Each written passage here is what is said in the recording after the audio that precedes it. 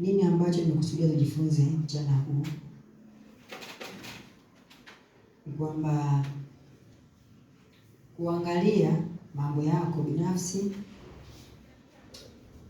unakufanya ujihesabie haki, na swala la kuhesabiwa haki Mungu pekee ndiye ambaye anahusika.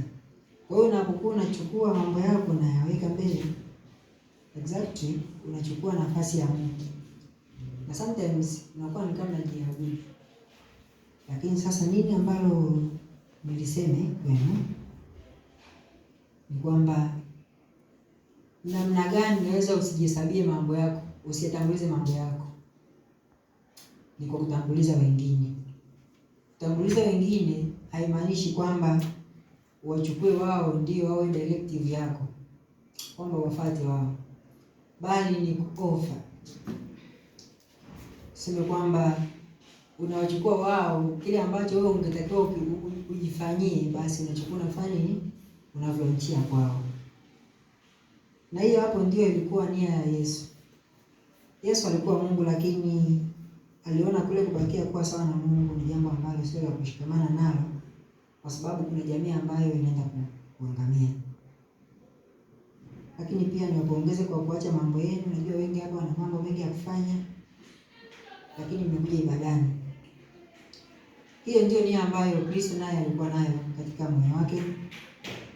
Lakini nasema kwamba yeye mwanzo alikuwa Mungu, lakini hiyo hali yeye aliona kwamba haikufaa. Alijifanya kuwa hana utukufu. Wakati mwingine tunafundishwa kwamba utukufu wa mfalme ni kutafuta yale ambayo Mungu ameyaficha, na utukufu wa Mungu ni kuficha yale ambayo anatakiwa yafiche. Lakini unapochukua sasa hiyo opportunity ukaiweka kwamba basi natakiwa utafute sana, ukaacha opportunity ya kumtafuta Mungu yeye mwenyewe, basi unakuwa bado unaendelea sawa kuwa na mtumwa. Tena alipokuwa anaonekana ana umbo la mwanadamu, alijinyenyekeza akawa mtii hata mauti, na mauti ya msalaba. Kwa hiyo alichukua laana. Kifo cha msalaba kilikuwa ni kifo ambacho yule mtu aliyelaaniwa, basi ndio anastahili hicho kifo. Sasa si tufanyeje? Je, tuwatangulize watu wengine wote duniani, si tujibakize? Hapana.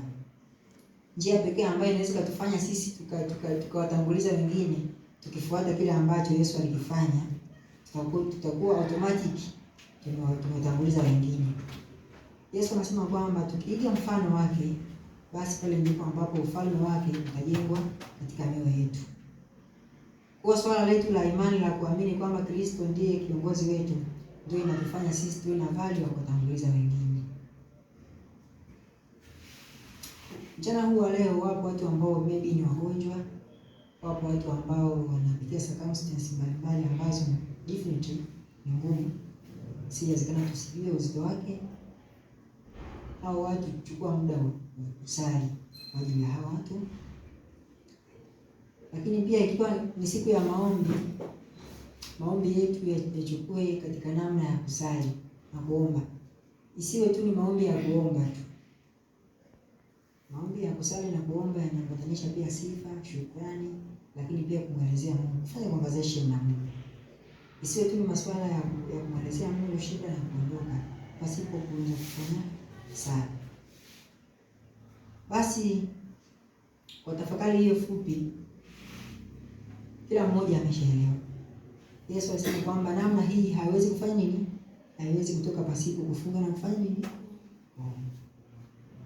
Kwa hiyo muda huu kila mmoja atafakari jambo gani ambalo anaona kwamba maybe limechukua muda mrefu na hajapata solution, lakini ameomba sana.